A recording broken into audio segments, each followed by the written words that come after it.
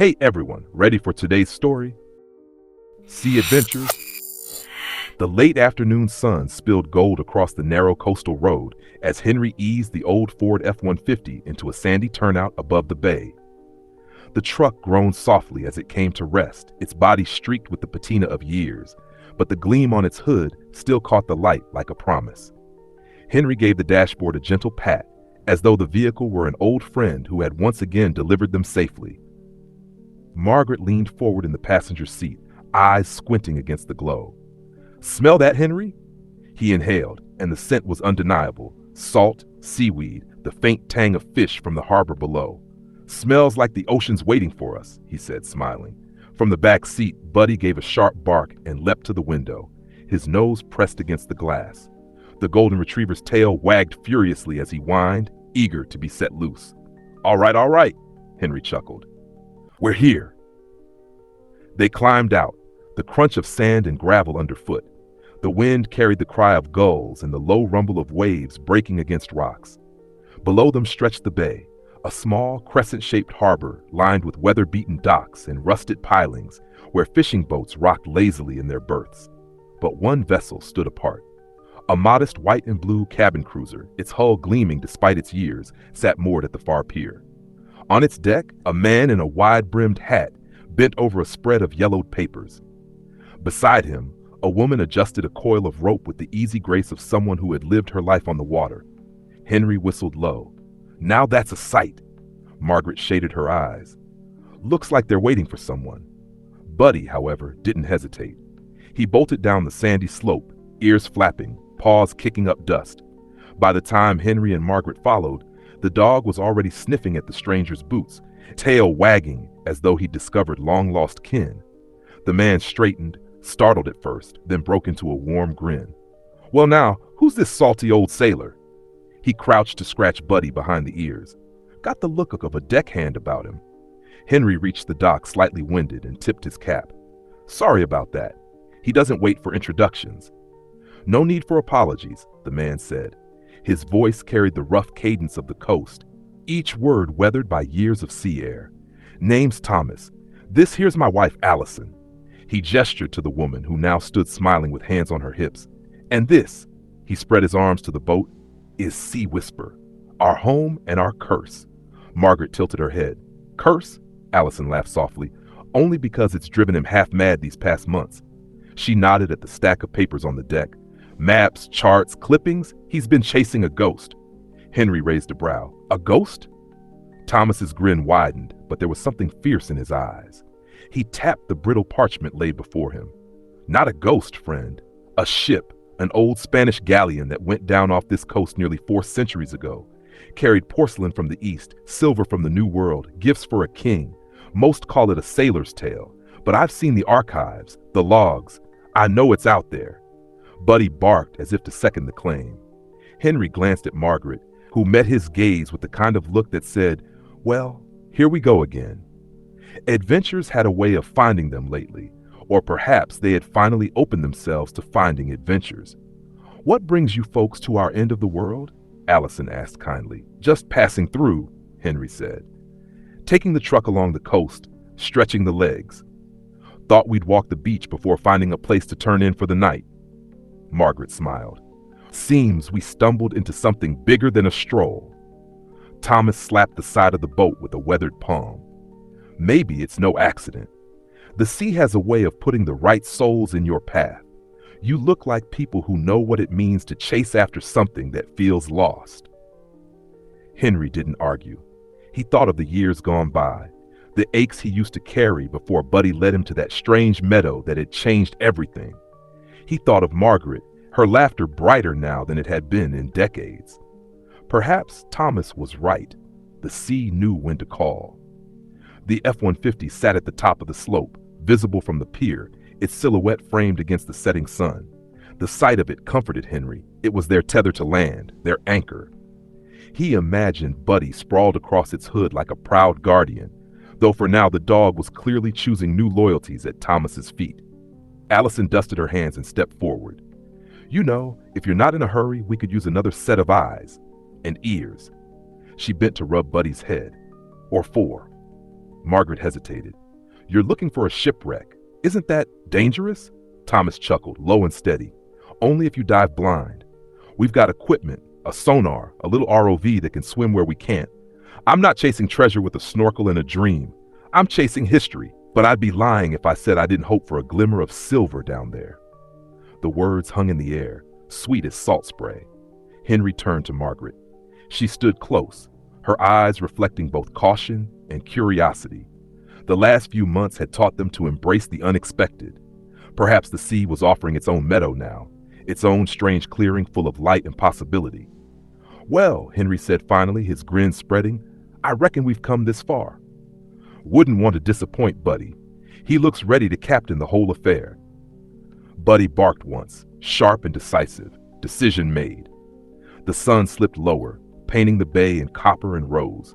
The lights along the pier flickered on, their reflections quivering on the water. Thomas gathered his maps. Allison tied off the last coil of rope, and the Sea Whisper seemed to stir beneath their hands, as though eager to leave the dock. Henry glanced once more toward the hill. The F-150 waited faithfully, its presence a reminder that the land would always be there when the sea was done with them. He felt a strange thrill course through him, not unlike the first time he'd kissed Margaret beneath a summer sky decades ago. Margaret slipped her arm through his. Looks like we're sailing into another story. Henry squeezed her hand. And I wouldn't want it any other way. Buddy bounded onto the deck of the boat, nails clicking against the wood. Tail a golden blur. Thomas laughed. Well, seems your dog's already signed the papers. Welcome aboard. As the last of the daylight faded, the adventure began, not with the roar of engines or the clash of waves, but with the quiet certainty that something extraordinary lay waiting beneath the tide. The following morning dawned clear, the kind of crystalline coastal light that made even weathered pilings look touched by grace. Henry and Margaret returned to the dock, Buddy trotting proudly ahead as if he already belonged to the sea. The F-150 sat parked at the edge of the gravel lot above the beach, its chrome glinting under the rising sun. It seemed almost eager to wait, like a sentinel guarding their land-bound life while they ventured elsewhere. The Sea Whisper was already stirring. Allison stood on deck, rolling up the canvas covers, while Thomas wrestled with the small sonar unit, muttering to himself in a mixture of nautical terms and old-fashioned curses. The smell of bacon drifted faintly from a nearby food shack on the pier, where fishermen grabbed styrofoam cups of coffee and greasy paper bags before heading out. The whole place felt quintessentially American, a working harbor where hard hands built their lives on the tide. Morning, Allison called, waving a gloved hand. You're just in time. We've got hot coffee in the thermos if you don't mind ship-strong brew. Margaret smiled, brushing a strand of silver hair from her face. After yesterday's drive, strong is exactly what we need. Buddy bounded up the gangplank with zero hesitation, nails clicking on the wooden boards. He barked once as if announcing, "Captain on deck." The fishermen nearby laughed and tipped their caps. Henry followed more carefully, his joints reminding him of years lived, but inside he felt strangely lighter, almost boyish. The salty air did that to him. He'd grown up in Kansas, 1,000 miles from the sea, yet somehow every visit felt like a return to something half-remembered. Thomas spread a worn map across the deck table, weighed down at the corners with mugs. We'll follow this line about a mile offshore. According to the tide tables in the old logs, that's where the galleon would have foundered. He jabbed a thick finger at a penciled cross. Most say it's a myth, but then again, most never bothered to look with more than a fishing net. Allison added, we're not out for doubloons. If we find even shards of porcelain, it's a piece of history. She looked at Margaret, her eyes soft. But sometimes I wonder if it's also about proving to ourselves we can still chase something. Margaret's heart caught at that. She knew the feeling. Retirement had once seemed like an ending, but here she was, sailing into beginnings she hadn't dared to imagine. The engine of the Sea Whisper rumbled to life. Lines were untied, fenders pulled in, and the boat slid free of the dock with a gentle lurch. Buddy's ears perked as the land receded. He pressed his paws to the rail, staring out at the gulls skimming low across the swells. The coastline stretched beside them like a painting. Red-roofed bait shops, Diners with neon crab signs, a line of RVs parked along the bluff where retirees set up folding chairs to watch the surf. American flags flap proudly above nearly every porch and pier, faded but defiant against the salt wind. Further out, the sea deepened to an impossible blue, horizon shimmering like a promise.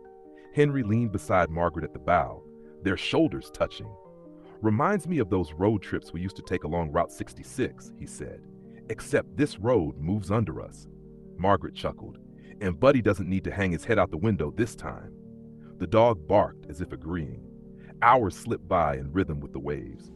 Thomas adjusted the sonar, explaining the beeps and patterns with the enthusiasm of a man who refused to surrender to age. "It's all signals and shadows," he said. "But shadows can lead to truth if you've got the patience." They passed crab pots bobbing like forgotten toys, and farther out, a rusting buoy where cormorants stretched their wings to dry.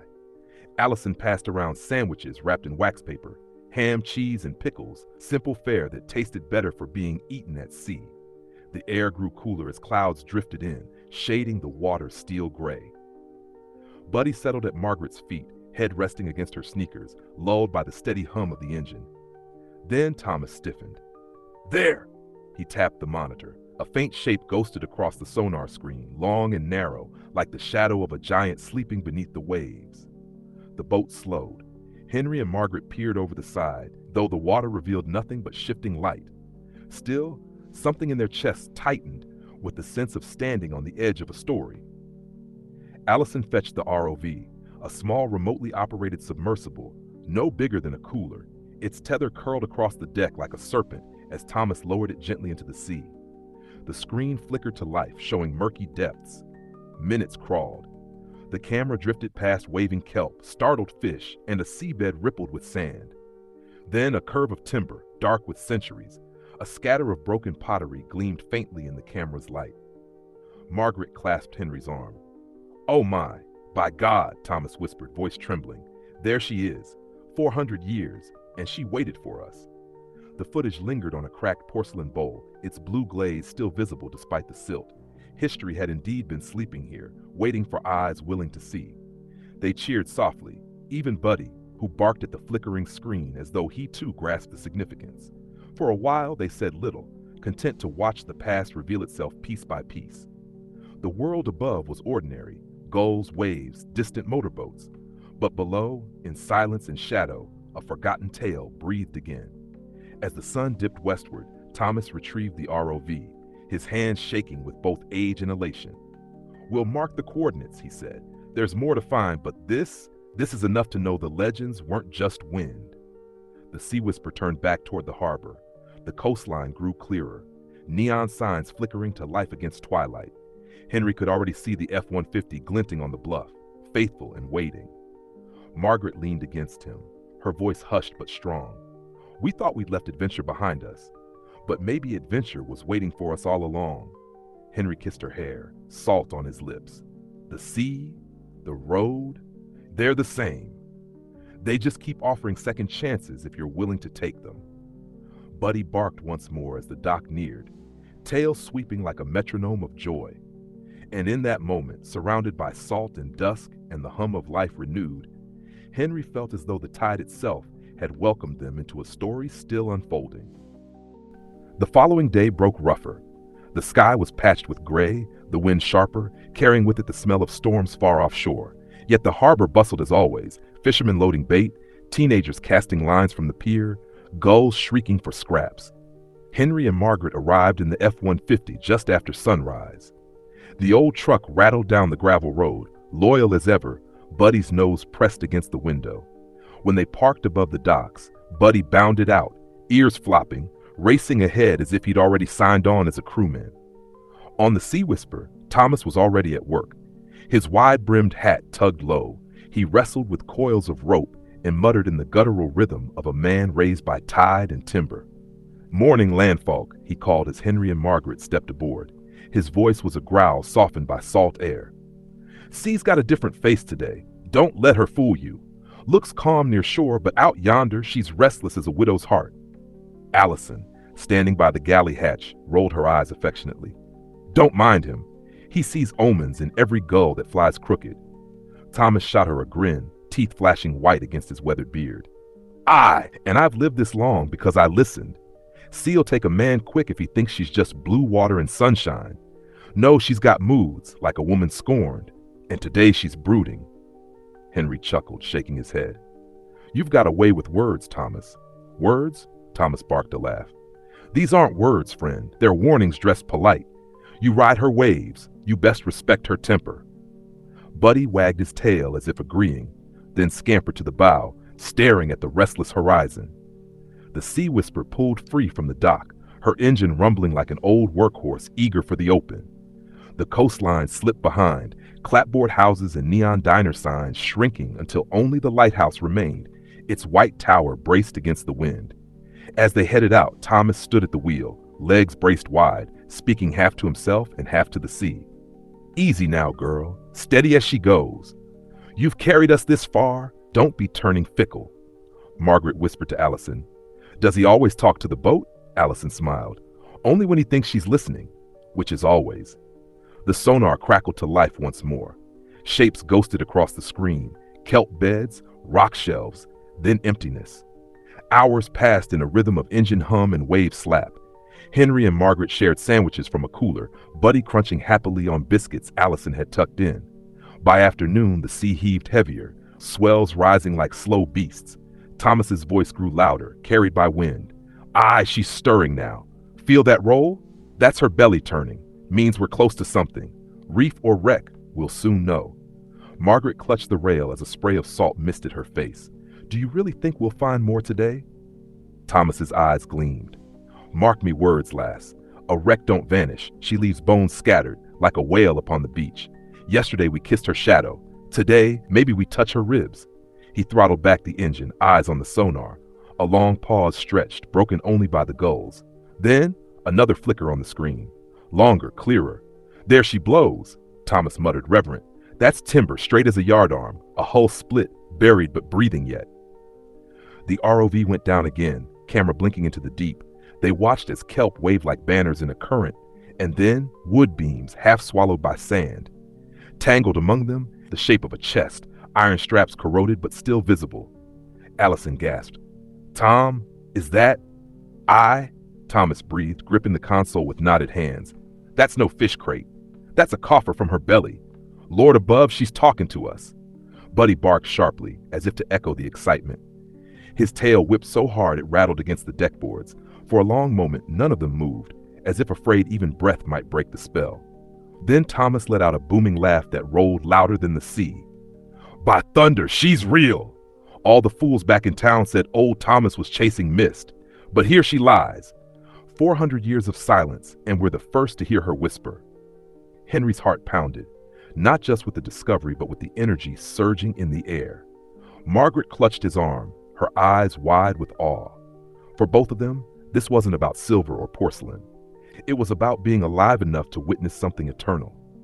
As the Sea Whisper rocked in the swell, Thomas raised his face to the sky, shouting into the wind like a man toasting fate. You see, you briny witch, I've not lost my ear. You may hide your secrets, but I'll still find your bones. Allison sighed, though pride warmed her voice. He'll be singing shanties all night now. Henry laughed, shaking his head. And I'll drink to that. Buddy barked again, nose to the wind, as though even he felt the sea's pulse. The day waned, clouds painted copper by the sinking sun. The Sea Whisper turned homeward, her deck alive with stories and salt.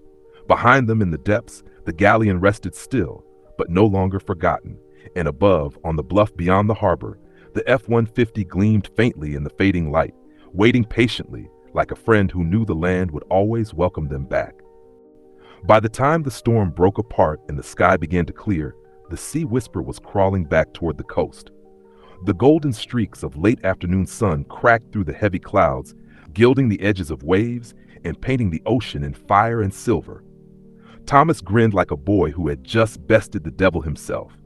Now that, he bellowed, voice still hoarse from yelling at the storm, was a ride to remember.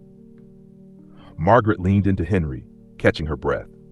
Buddy shook the salt water from his fur and barked at the gulls circling overhead. Henry pressed his hand against Margaret's shoulder and said, Feels like we just lived through a whole movie, huh? She smiled faintly, eyes still wide but glowing with relief. The boat cut through the calmer waves and finally pulled into a quiet bay where an old neon sign flickered on shore. Sea Breeze Motel. The letters buzzed faintly, with only half the word breeze lit up. The place looked like it had been frozen in the 70s, weather-beaten siding, a small diner attached, and an American flag that had seen better days flapping proudly in the evening wind. "Home sweet home," Thomas announced, guiding the boat toward the dock. "Ain't the Ritz, but it's dry, and they got hot coffee. That's all that matters after a day like this." Inside the motel lobby, the atmosphere was pure small-town Americana. A brass bell sat on the front desk, and behind it, an older lady in a cardigan was flipping through a crossword puzzle. A rack of tourist pamphlets leaned against the wall. Grand Canyon tours, Route 66 diners, even a faded flyer for Elvis Week in Memphis. The air smelled faintly of brewed coffee and lemon cleaner. "Well, look at you folks," the lady said, adjusting her glasses. "Storm didn't swallow you up, huh? Y'all need rooms?" "Yes, ma'am," Henry said, slipping into the polite drawl he picked up from years of living in the Midwest. "2 rooms if you've got 'em." "Lucky you," she replied, sliding 2 keys with plastic fobs across the counter. "Second floor, ocean view, might be a little noisy. Seagulls don't care what time it is." They hauled their overnight bags up the narrow staircase. Outside their rooms, the ocean stretched endlessly, the fading sun sinking into the horizon like a great orange coin. Margaret stood at the railing, letting the salty breeze wash over her face. "Henry," she whispered, "this feels like something we were supposed to do all along." Later, they met Thomas and Allison in the motel diner. It was the kind of place you only find off the beaten path: red vinyl booths, a jukebox in the corner playing Eagles and Fleetwood Mac, and a waitress with a name tag that read Darlene. She poured their coffee without asking and said, "Pie's fresh tonight. Blueberry or pecan. Don't make me twist your arm." Henry grinned at Margaret. "We'll take one of each." They ate pie, Buddy curled under the table, the sound of waves outside blending with the low hum of the jukebox. For the first time in years, Henry felt like he wasn't just passing through life, he was living it. Margaret's laughter filled the booth, warm and real. Thomas, leaning back with his cup of black coffee, said, "Storm or no storm, this coast still keeps her secrets. That shipwreck's down there, I can feel it in my bones, and tomorrow we go back out." Allison touched his arm gently. "One day at a time, Tom. Tonight, let's just breathe." They did. They let the coffee linger, let the pie taste sweeter, let the sound of the surf outside carry them into a rare peace. When they finally returned to their rooms, Henry stepped out onto the balcony one last time. The neon sign buzzed below, the highway beyond was nearly empty, and the Pacific stretched out dark and eternal. Buddy sat beside him, ears perked. Henry whispered, almost to himself, "We made it, old boy. Feels like the beginning of something." Buddy wagged his tail, as if agreeing. And down the hall, Margaret was already dreaming, her window open to the ocean breeze, the sound of tomorrow's adventure waiting just beyond the waves. The morning came with a gray sky and a restless wind. The ocean, once calm, now rolled with a slow, heavy rhythm, as if warning that the season of storms was on its way. The gulls cried louder than usual, circling the harbor with anxious wings. On the dock, Thomas and Allison stood by the Sea Whisper. Thomas's hat was pulled low against the wind, his weathered hands resting on the rail. Allison tucked her scarf tighter around her shoulders. Henry and Margaret, with Buddy trotting between them, walked slowly down the planks. The air smelled of salt and rain, and the neon sign of the Sea Breeze Motel still buzzed faintly behind them. Thomas broke the silence first. "Well, friends, looks like the ocean's not ready to give up all her secrets. Not this season." His voice carried both disappointment and a strange peace. Allison smiled gently. "But she gave us just enough to know we'll be back." Henry shook Thomas's hand firmly. "You've got the heart of a sailor, Tom. Don't let that ship fade from your dreams." Thomas chuckled. "Dreams are all I've got left, Henry, but they'll keep me young." Margaret embraced Allison, whispering thanks for the warmth and kindness she'd shared. Then she turned toward Henry, her hand finding his. "Time to go home," she said softly. Buddy barked once, as if agreeing. The old Ford F-150 waited faithfully by the roadside. Its windows reflected the restless waves, and the truck seemed almost eager to roll back onto the highway. Henry loaded their bags, Buddy hopped into the back seat, and Margaret slid into the passenger side with a last glance at the sea. As the truck pulled away, the coastline stretched behind them like a memory. Gray skies, rolling water, the small neon glow of the motel fading into distance. For a long while, no one spoke. Then Margaret reached over, laid her hand on Henry's arm, and said with quiet certainty, "This isn't the end, just a pause." Henry nodded, eyes fixed on the winding road ahead. Buddy rested his head on the seat, tail thumping softly. The F-150 rumbled westward, carrying them back toward home, back toward the rhythm of ordinary days. Yet their hearts carried the salt of the sea, the roar of the storm, and the promise that somewhere out there, beneath the restless waves, the adventure was waiting for them still. Drop your thoughts in the comments below. Don't forget to subscribe for more stories like this.